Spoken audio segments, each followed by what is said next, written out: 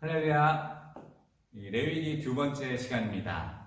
우리 지난 시간에는 구약의 제사들에 대해서 5가지 중요한 제사에 대해서 7장까지 말씀을 나누었고요. 그 다음에 오늘은 8장부터 이어지는 내용을 같이 보게 될 것입니다. 지난 시간 5가지 중요한 제사 기억나시죠? 하나씩 한번 다시 복습해 볼까요? 첫 번째로 번제, 모든 걸 태우는 번제. 그 다음에 뭐가 있었죠?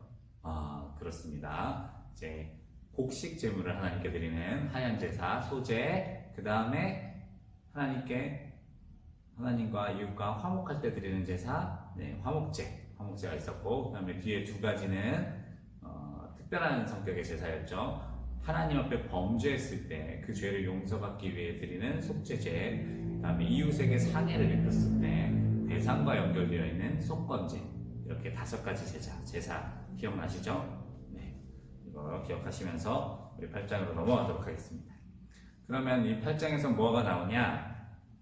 제사장 이 아론과 그의 아들들의 위임식이 나옵니다. 먼저 모세는 아론과 그리고 그의 아들들이 제사장의 역할을 잘 감당할 수 있도록 먼저 이 오리엔테이션을 먼저 해줘요. 이 샘플을 보여줍니다. 어떤 식으로 제사하는 것이 옳은 것인지에 대해서 그들을 이렇게 위임식을 통해서 제사를 하면서 보여줘요. 그 제사장 위임식의 단계를 한번 보도록 하겠습니다. 제사장 위임식은 첫 번째 씻는 것으로 시작합니다.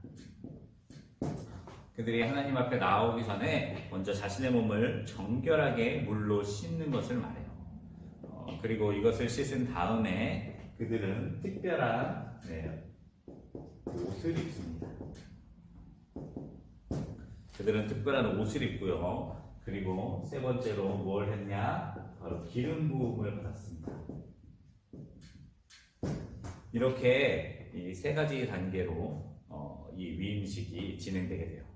어디서 많이 보는 것 같지 않습니까? 우리가 세례를 받을 때도 거의 이런 단계로 진행됩니다. 첫 번째, 물로 우리 죄를 씻고요. 그리스도의 거룩한 옷을 입고, 사실 우리가 잘 하진 않지만 이 도유식이라고 해서 기름 부으는 의식이 원래 세례에 있어요. 그래서 이 기름 부음을 통해서 어떻게 보면 이게 성령의 충만을 말하는 거죠. 이런 성령 충만을 통해 이제 한 그리스도인이 탄생하게 되지 않습니까? 바로 이 제사장 위임식도 이렇게 진행되게 됩니다.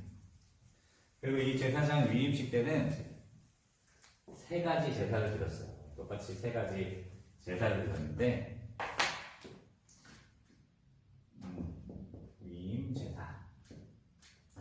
이 제사에 3가지가 있었는데 첫 번째는 당연히 그들의 죄를 속하는 속죄제를 드렸습니다. 이 속죄제는 그때도 말씀드렸죠. 누구도 예외가 아닌 이 속죄제는 인간이라면 누구나 하나님께 드려야 하는 죄를 씻는 제사를 드리는 거죠. 그 다음에 이 속죄제를 드렸으면 자신의 온전한 헌신을 결단하는 번제를 드립니다.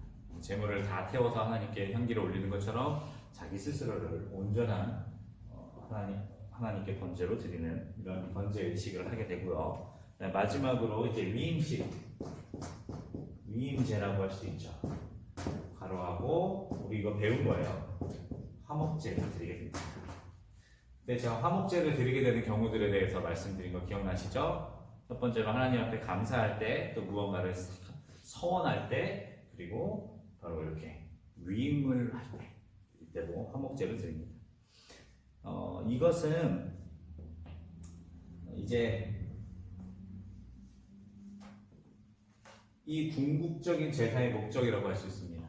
우리의 죄가 씻음받고 우리가 온전히 주께 헌신되면서 결국은 하나님과 화목하고 이웃과 화목하게 되는 것이 이 핵심이라고 말할 수가 있죠. 제사장 위임식도 마찬가지입니다. 이렇게 사실은 화목제를 향해 나아간다라고 할 수가 있습니다. 이 제사의 의식이 끝나면 이 모세는 아론과 두 아들들에게 아주 특별한 의식을 했는데요. 그것은 뭐냐? 바로 오른쪽 귀와 손과 그리고 발에 피를 바르는 것이었습니다. 여기에 피를 발랐어요. 왜 그들이 여기다 피를 발랐느냐? 뭐 여러 가지 성경 주석들이 있지만 제 마음에 가장 큰 감동을 준 것은 이것이었습니다. 이제 우리가 하나님께 죄를 사함받고 온전한 헌신을 드려 주님과 이웃과 화목하게 되었다면 그것이 이제는 우리의 삶을 통해 나타난다는 거예요. 삶을 통해 그 열매가 나타나야 되는데 그 열매가 어떻게 바뀌어야 되나요? 첫 번째 뭐가 거룩해져야 됩니까? 네, 여러분의 듣는 것이 거룩해져야 돼요. 이제는 아무거나 들으시면 안 돼요. 아무거나 들으시면 안 되고 아무거나 수용하시면 안 됩니다. 여러분은 거룩한 것, 또 은혜로운 것 그런 것들을 받아들이셔야 돼요. 여러분이 어떤 이야기에 귀를 기울이는가는 바로 여러분의 영적인 상태를 보여주는 것입니다. 또 두 번째 손, 이건 무엇입니까? 여러분의 행위, 여러분의 행동이 하나님을 닮은 거룩한 것으로 구별되어야 한다는 거예요. 우리가 손으로 여러 가지 일들을 하잖아요. 우리가 손이라는 것은 우리의 일하는 것을 상징하는 것인데 우리의 일을 통해서 하나님의 거룩함이 이제 드러나는 삶이 되어야 한다.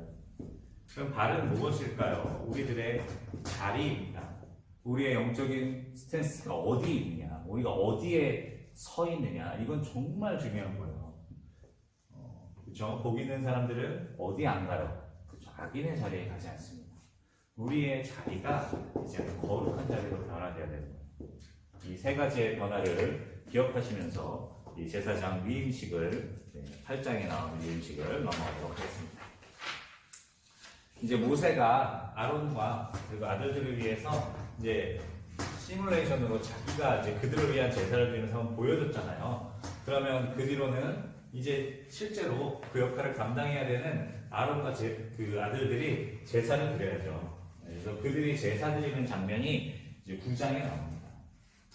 아론은 제사장으로 임명됐습니다. 이제 모세가 더 이상 제사의 역할을 감당할 수 없어요. 왜냐하면 이제 아론이 제사장으로 세워졌기 때문에 하나님의 말씀대로 그들은 이제 제사를 드려야 합니다. 이제 어떻게 보면 아론의 공적인 사역이 지금부터 시작되는 거예요. 그럼 그 사역은 어떻게 되어야 하는가? 첫 번째, 자신을 위한 제사를 드렸습니다. 자신을 위한 제사를 드렸어요. 이것은 속죄제와 번제를 드렸는데요. 우리가 무언가를 하기 전에 나 자신을 거룩하게 성별하는 일이 꼭 필요한 거예요. 그리고 나서야 두 번째로 백성을 위한 제사를 드렸어요. 그 다음에야 백성을 위한 제사가 드립니다. 백성을 위해서 속죄제도 드리고 번제도 드리고 소제, 화목제를 다 드리는 거예요. 그리고 마지막으로 그들이 했던 일은 무엇이었냐? 바로 백성들을 복을 빌어주는 일로 끝나게 됩니다. 네, 이것도 딱 보니 저와 여러분들의 정체성이죠. 우리는 우리 자신을 거룩하게 해야 합니다. 그런데 여기서 끝나면 왕같은 제사장이 아닙니다, 여러분. 우리는 무엇으로 나아가야 됩니까? 바로 나라와 민족 그리고 열방을 위한 제사를 드릴 수 있는 사람들이 되어야 해요. 이게 예수 그리스도께서 말한 너희는 먼저 그의 나라와 그의 의를 구하라 하는 것과 연결되어 있는 것이죠. 그렇다면 우리가 백성을 위한 제사, 그들의 죄를 사한다는 것, 그들의 죄 사함을 위해서 우리가 드린다는 제사는 결국은 무엇이냐? 바로 그들에게 하나님의 평안, 복을 빌어주는 것입니다. 복음을 전해주는 거죠. 이게 바로 저와 여러분들의 정체성이다라고 말할 수가 있습니다. 민수기 6장 23절부터 26절에 보면 거기에도 아주 유명한 우리들이 사랑하는 구절이 나오는데 한번 찾아보세요. 그 구절의 핵심이 무엇입니까? 바로 하나님의 은혜와 평강을 그 아론과 제사장들이 이스라엘 백성들에게 선포하는 거예요. 바로 저희들의 어떻게 보면 사역의 가장 궁극적인 목표다라고 말할 수가 있죠. 그런데 10장에 가면 분위기가 바뀝니다. 갑자기 어려운 일이 나타나요. 어렵다기보다는 매우 무서운 일이 나타나죠. 바로 아론의 두 아들이었던 장자와 차자였던 나답과 아비후가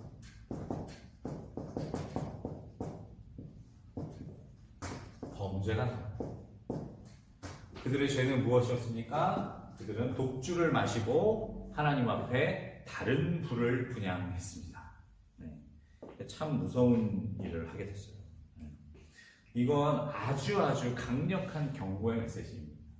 자, 지금 이제 성막 공동체라고 말할게요. 이제 이스라엘 백성들이 이 성막을 중심으로 하나님을 예배하는 성막 공동체가 시작됐습니다. 그 시작에 어떤 사건이 나옵니까? 나답과 아비후가 하나님 앞에 다른 불을 드리는 범죄의 장면이 나옵니다.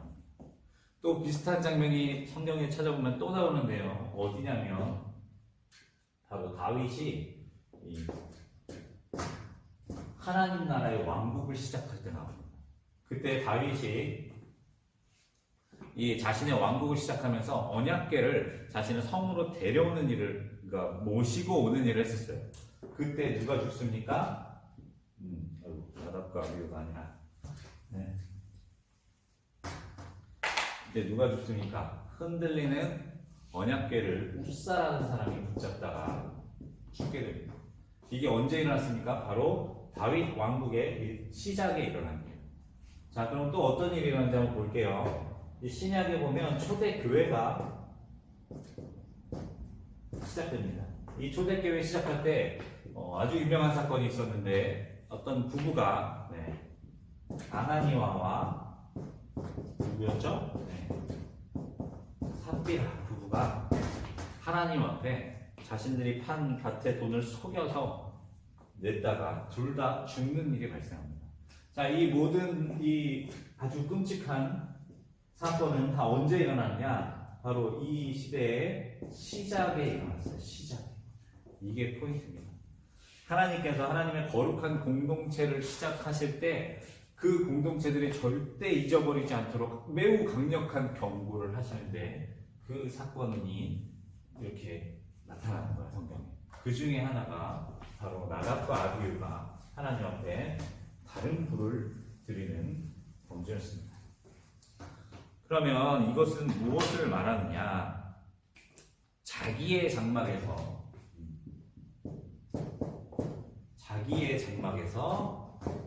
자기의 불을 드린대요.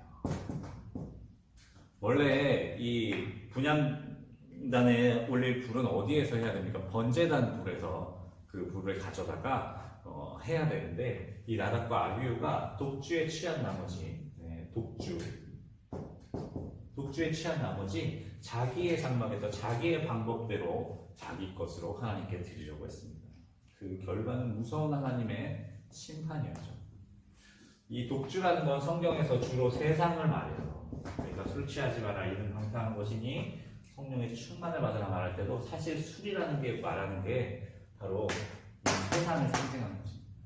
이 나답과 아비후가 세상에 취했어요. 그리고 그런 결과물이 무엇이었습니까? 자기 것을 하나님께 드리는 잘못을 저지른 거예요. 이 세상에 취하면 판단력이 흐려집니다. 그리고 하나님의 방법을 쫓지 않아요. 자기 뜻대로 이상한 불, 정확하게 영어로 보면 strange fire예요. 이상한 불을 드리게 됩니다. 하나님께서 요구하지도 않고 말하지도 않았던 불이죠.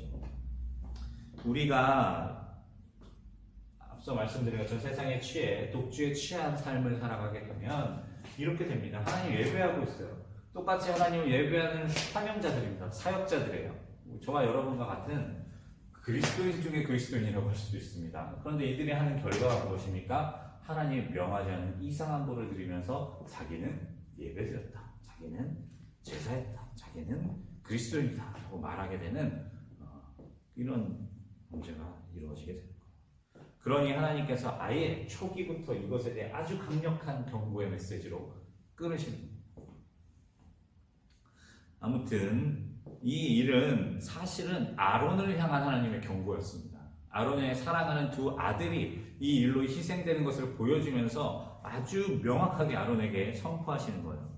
이게 무엇이냐면 10장 11절에 보면 또 나 여호와가 모세를 통하여 모든 규례를 이스라엘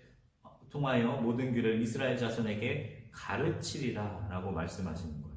그러니까 이 말의 뜻은 무엇이냐? 아론 너는 똑바로 가르쳐야 할 사람이다. 이스라엘 백성들이 죄의 길로 가지 않도록 똑바로 가르쳐야 될 사람이라는 아주 엄숙한 경고를 주시는 거죠. 네, 무섭습니다. 저도 잘해야 됩니다. 근데 저만 잘해야 되나요? 아니죠. 같이 잘해야 됩니다. 아무튼 이 하나님은 또 그 뒤에 이어서 아론과 그리고 이스라엘 백성들에게 잔인한 말씀을 주십니다. 무엇이냐면 6절에 보면 아론과 그 아들 엘리아사가 이다 말하게 돼. 너희는 머리를 풀거나 옷을 찢지 말라. 즉 죽은 이들을 위하여 애곡하지 마라. 그래야 온 회중에게 여호와의 진노가 임하지 않을 것이다. 라고 말씀하시면서 불로 말미암아 심판하라 라고 말씀하세요. 네, 이런 비슷한 장면이 어디서 나오느냐? 예수님께서 예루살렘에 그 십자가를 지고 가시다가 자신을 따라오시면서 슬피우는 누구니까 여인들을 향해 이렇게 말씀하셨죠. 나를 위해 울지 말고 너희 자녀들을 위하여 울라. 사실 비슷한 말입니다. 이 말씀은 무엇이냐? 지금 일어난 현상 때문에 울지 말라는 거예요. 그것보다 무엇을 위해 진짜 슬퍼야 되냐? 마지막 심판을 위해 슬퍼야 된다. 결국 그 본질이 무엇이었습니까? 죄잖아요. 그 죄 때문에 우리가 슬퍼하고 애통해야 한다는 것을 말하고 있습니다. 이게 참 중요한 거예요. 우리는 정말 무엇에 아파하고 있는가? 여러분 무엇이 아프십니까? 여러분 세상에서 일어나는 이벤트들이 여러분의 마음을 아프게 하십니까? 아니면 여러분들 내면에 도사리는 죄가 여러분들을 아프게 하고 슬프게 만듭니까? 오늘 말씀을 통해서 우리가 점검할 필요가 있는 거죠. 그리고 이제 11장으로 넘어오면 하나님께서 이스라엘 백성들, 즉 이런 시작에 아주 무서운 사건을 겪으면서 너희는 거룩하라 라고 엄숙하게 명하신 그 명령대로 살아야 하는 거룩한 이스라엘 백성들의 삶은 어떠해야 하는가에 대한 내용이 15장까지 이어지며 나옵니다. 11장부터 15장까지는 전부 다 이스라엘 백성들의 삶에 대해서 하나님께서 말씀하시는 내용이다. 알 수 있습니다. 11장 45절은 그 45절, 46절은 레위기의 핵심이라고 말할 수 있어요. 제가 읽어드릴게요. 나는 여호와 너희의 하나님이라. 내가 거룩하니 너희도 몸을 구별하여 거룩하게 하고 땅의 기는 길짐승으로 말미암아 스스로 더럽히지 말라. 나는 너희의 하나님이 되려고 너희를 애굽 땅에서 인도하여 낸 여호와라. 내가 거룩하니 너희도 거룩할지어다. 이 구절 외워야 되겠죠? 내가 거룩하니 너희도 거룩하라. 하나님을 닮은 삶을, 거룩한 삶을 살아야 할 것을 명하시는 내용입니다. 이거는 내용이 많습니다. 그래서 아주 간략하게 설명해 드리겠습니다. 11장에 보면 먼저 땅의 짐승들을 구별하십니다. 1에서 8절까지의 내용이에요. 색임질을 하는 거, 그 다음에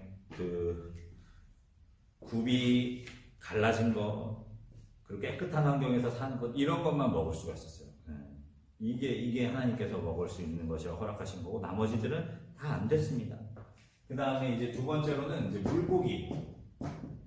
물고기들에 대한 규정이 이제 9에서 12절까지 나오는데, 여기서도 다 지느러미가 있어야 돼요. 근데 이게 참 중요합니다. 하나하나 설명하면 긴데 아주 짧게 넘어가면 이 지느러미와 비늘이 있어야지만 물을 거슬러 올라갈 수 있대요. 제가 주석책을 보고 말씀드린 겁니다. 이 물과 비늘, 그러니까 지느러미와 비늘이 있는 것을 먹어야 한다는 것은 이스라엘 백성들이 세상의 시류에 휩쓸려가는 것이 아니라 거슬러 올라갈 수 있는 힘과 능력이 있어야 된다는 걸 말해요. 제가 땅에 지금 설명 안 했네요. 색임질을 한다는 것은 이제 묵상한다는 것입니다. 그 하나님의 말씀을 묵상할 수 있는 그런 것, 또한 굽이 갈라져 있다는 것, 그것은 세상과 구별되어 있다는 걸 말하는 거죠. 그리고 깨끗한 환경에 있는 것, 이것을 먹어야 한다는 것은 이스라엘 백성들의 삶에 대해서 이런 것을 가져야 된다라고 말하고 있죠. 세 번째는 이제 새에 관련된 규정인데, 여기 나오는 새 중에 먹을 수 없는 새들의 특징이 뭐냐면, 새가 이제 13에서 19절까지 내용인데, 잡식이에요. 그러니까 잡식을 하는 새는 먹지 못하도록 하나님 막으셨습니다. 이 말은 또 어떤 뜻인지 아시겠죠? 구별되이 자기의 취할 것을 취하지 못하는 것들은 담지 말라는 거예요. 그 다음에 마지막으로 네 번째, 곤충. 먹을 수 있는 곤충이 있고 먹을 수 없는 곤충이 있습니다. 20에서 23절까지. 이 곤충의 구별한 특징은 무엇이냐? 무언가를 가지고 있는데 그것을 쓸 수 없는 것들을 못 먹게 하셨습니다. 날개가 있는데 날질 못해요. 이런 것들은 먹을 수가 없습니다. 그 다음에 온전치 못해요. 6개여야 되는데 더 많아요. 뭐 8개, 뭐 이렇게 다리가 더 많아요. 그런 거는 먹을 수가 없습니다. 이게 참 재밌죠? 이것은 무엇을 말합니까? 저와 여러분들도 가지고 있는 것들을, 하나님께서 주신 것들을 쓰지 못하는 사람들은 부정하다는 거예요. 아무튼 여기 있는 이 모든 것들은 다 나름대로 영적인 의미가 있습니다. 근데 또 중요한 그 물리적인 이유도 있는데 이것들은 사실은 다 먹지 말라고 하신 것들, 비위생적인. 이게 참 중요해요. 광야에서 집단 생활을 하고 있는, 요즘 같은 때에 정말 특별히 공감되시죠? 집단 생활을 하고 있는 이스라엘 백성들에게 있어서 비위생적인, 어떻게 보면 전염병을 일으킬 수 있는 것을 취한다, 먹는다라는 것은 치명적이죠. 그래서 하나님께서 그들을 보호하기 위해서 강력하게 막으시는 겁니다. 그 다음에 또 성경에 보면 아이 낳은 여인에 대한 게 나와요. 네, 우리가 명심해야 될 것인데 무엇이냐면 성경은 절대로 출산을 피를 보였다고 해서 부정하게 여기지 않는다는 것입니다. 출산은 하나님의 축복이에요. 그럼 당연히 출산에 관련된 것도 하나님의, 그렇죠, 은혜 안에 이루어져야 되는 거죠. 그렇다면 왜 피를 흘리는 자를 부정하다 말씀하십니까? 피 흘리는 사람은요, 보호의 대상입니다. 당연히 그들을 보호할 수 있어야 돼요. 이 월경 중에 있는 여인도 보호받아야 하고요. 아이를 출산하고 하혈을 한 여인도 보호받아야 합니다. 그 차원에서 우리가 볼 수 있어야 돼요. 아무튼 근데 이제 궁금한 게 있죠. 아들은 짧고 아들은 정결해지는 기간이 짧고, 그 다음에 딸을 낳으면 2배로 깁니다. 아들은 33일, 여자는 딸을 낳으면 66일. 당연히 뭐 성차별이다 이렇게 나올 수도 있는데, 저의 해석입니다. 저의 해석인데, 그렇게 성경을 보지 맙시다. 하나님이 선하십니다. 그리고 우리를 사랑하십니다. 그래서 이 12장에 나오는 이 아들은 짧고 딸은 긴 이유를 나름대로 이렇게 해석했습니다. 고대 사회에서 딸을 낳았다는 건요, 굉장히 어려운 일이었습니다. 아들을 낳아야 가문을 잇고 걔가 경제력을 발휘할 수 있기 때문에 아들을 낳아야 칭찬받았잖아요. 부인할 수 없는 일이잖아요. 딸을 낳으면 어떻게 됐을까요? 실망했겠죠. 그 여자가 얼마나 힘든 시기를 보냈겠습니까? 출산이라는 것도 고통스러운데 딸을 낳았기 때문에 받아야 하는 어려움, 괴로움도 컸을 거예요. 하나님이 일부러 2배의 회복 기간을 주시는 겁니다. 33일 동안 부정하다는 것은 이제 노동에서 벗어나는 거잖아요. 그 여자는 구별되어 쉴 수 있는 거잖아요. 근데 66일을 주신다는 거는 이제 2배로 쉴 수 있도록 하나님이 배려하셨다. 저는 그렇게 믿고 싶습니다. 그 뒤에 이제 할례에 대한 것도 나오죠. 태어난 지 8일째 되는 아기는 할례를 해라. 그리고 이제 13장에 가면 이제 악성 피부병에 관련된 것이 나옵니다. 이 피부병에 관련된 것도 우리가 기억해야 될 것은 이 피부병이라는 건 사실은 죄와 연결되어 있습니다. 그래서 이 피부병의 특징들 여러 가지를 말할 수 있지만, 첫 번째로 이 악성 피부병은 전염병을 말하는 것입니다. 전염되지 않는 병을 지금 이야기하시는 것이 아닙니다. 그래서 이 악성 피부병은 확장성을 가지고 있습니다. 마치 죄처럼 이게 사람들 사이에 퍼지게 돼요. 죄도 마찬가지입니다. 한 사람의 범죄로 절대 끝나지 않습니다. 그것은 직간접적인 영향을 통해 집단으로 퍼지게 됩니다. 사회에 영향을 끼치게 됩니다. 그래서 이 죄는 어떻게 돼야 됩니까? 격리되어야 돼요. 이것도 마찬가지예요. 진영을 떠나서 그 이웃과의 관계에서 끊어지게 됩니다. 이 죄의 결과예요. 죄가 결국 하나님과의 관계도 깨트리지만 사실은 사람과 사람 사이의 관계도 다 깨트려 버립니다. 건강한 공동체, 건강한 관계가 형성되도록 하지 못하도록 막아요. 그 다음에 이 전염병에 관련된 것들은 어떻게 돼야 됩니까? 불살라져야 돼요. 불에 다 태워버려야 돼요. 그 말은 이것은 공존할 수 없다는 것입니다. 요만큼만 남겨놓을게요. 조금만 놔둘게요. 안 됩니다, 여러분. 불로 소멸하듯이 완전히 없어져요. 이것이 전염병이죠. 이 악성 피부병입니다. 죄라고도 말할 수 있죠. 이것을 꼭 기억하십시오. 이것은 저와 여러분들의 삶에서 죄에 일어나는 것입니다. 13장 이제 뒤로 넘어가면 하여튼 여기에 대한 게 굉장히 길게 나와요. 그리고 의복에 관련된 것도 나오고요. 그 다음에 14장에 가면 그렇다면 이 사람이 어떻게 깨끗해질 수 있는가, 다시 공동체로 들어올 수 있는가에 대한 내용입니다. 13장은 이 죄와 어둠에 관련된 것이라면 14장은 이제 빛과 회복에 관련된 것이다 라고 말할 수가 있습니다. 그럼 어떻게 회복할 수 있느냐? 먼저 제사장이 이 정결해진 사람에게 가야 됩니다. 그 사람이 진영으로 들어오는 것이 아니라 제사장이 갑니다. 이것은 무엇을 보여줍니까? 예수 그리스도께서도 그랬죠. 우리가 간 게 아닙니다. 사실은 그리스도께서 우리에게 다가와 주신 거예요. 대제사장 되시는 예수 그리스도께서 우리에게 찾아오셔서 은혜를 베풀어 주신 겁니다. 그리고 이 사람은 이제 2마리 새를 하나님께 드려야 했습니다. 한 마리는 꺾어서 제물로 하나님께 드리고, 또 한 마리는 풀어서 날려보내죠. 이것이 바로 이 죽음과 부활을 상징한다고 할 수 있죠, 신약이. 그 다음에 또 마지막으로 그는 이 공동체에 들어오기 전에 스스로 씻어야 했습니다. 공동체의 그 회막에 들어가기 전에 자기 스스로 자기 자신을 깨끗하게 물로 씻어내야 됐어요. 그리고 마지막으로 이 회막문 앞에서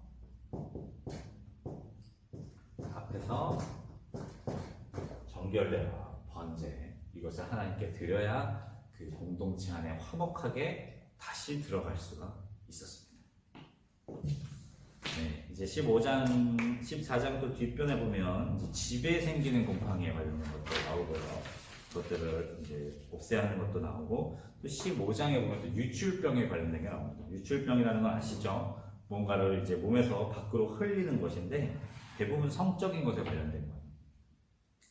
남자들의 부자연스러운 유출에 관련된 게 1에서 15절까지의 내용인데, 이것은 성병입니다. 그래서 강력한 전염력을 가지고 있고 또 멀리해야 돼, 경계해야 될 일이었기 때문에 정결례식, 비둘기를 통한 정결례식을 꼭 해야 됐습니다. 그러나 자연스러운 유출은 그렇지 않았죠. 자연스러운 유출은 정결례 없이 스스로 몸을 씻고 기다리면 될 일이었습니다. 여자 경우에도 마찬가지입니다. 자연스러운 유출은 정결례식이 없었어요. 그러나 부자연스러운 유출이 일어났을 때는 정결례식을 통해 거룩해져야 했습니다. 그리고 이제 마지막 속죄일에 대한 것이 나옵니다. 여기는 참 중요한 파트인데 그 뒤에 한 번 더 규정이 나오기 때문에 그때 자세히 다루도록 하겠습니다. 이제 대속죄일, 이제 히브리어로 욤 키프르라고 하는데, 이날은 이스라엘 백성들이 매우 중요한 날입니다. 바로 이 1년의 모든 수확을 거두고 하나님께 영광 돌리는 수장절, 장막절, 감사절이라고 하는 그 절기 바로 직전에 이스라엘 모든 백성들의 죄를 하나님 앞에 회개하는 날이었습니다. 그래서 이 대제사장은, 이때는 아론이었죠. 아론은 1년에 한 번만 바로 이 욤키프르 대속죄일 때만 거룩한 홀리 오브 홀리스, 그 지성소 안에 들어갈 수가 있었어요. 이스라엘 백성들의 죄를 회개하기 위해서. 그럼 어떻게 들어갈 수 있었냐? 먼저 아론이 자기 자신을 위한 속죄제를 드려야 했습니다. 그리고 그 속죄제가 끝나면 2마리의 염소를 이제 선택해서 제비를 뽑게 되어 있습니다. 이때는 아마 이때는 우림과 둠밈을 사용해서 그 제비를 뽑게 되는데, 그 둘 중에 하나는 이제 하나님께 드려지게 되고, 그 다음에 또 한 마리는 아사셀을 위하여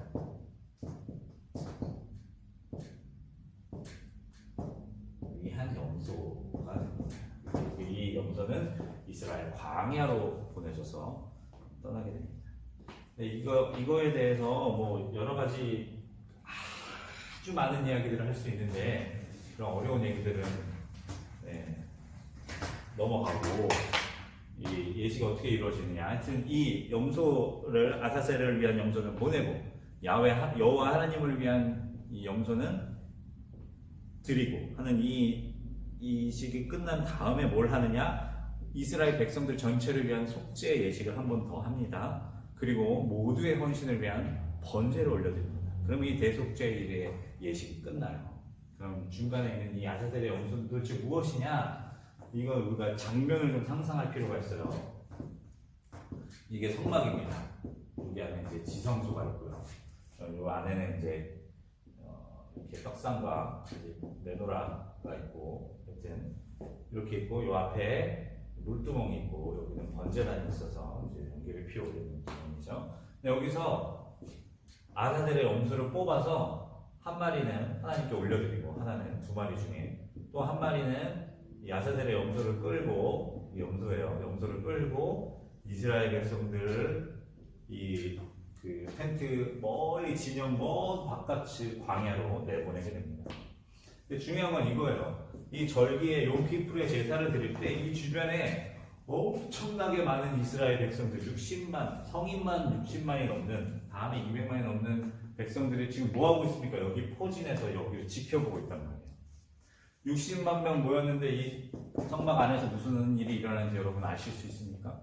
모르죠. 알 수가 없습니다. 그런데 모두가 알 수 있는 방법이 있습니다. 뭐냐면 바로 이 아사셀의 염소가 떠날 때, 이 아사셀의 염소가 이 이스라엘 진영을 통과해서 이 성막 밖으로 나갈 때 이스라엘 백성들은 뭘 보게 됩니까?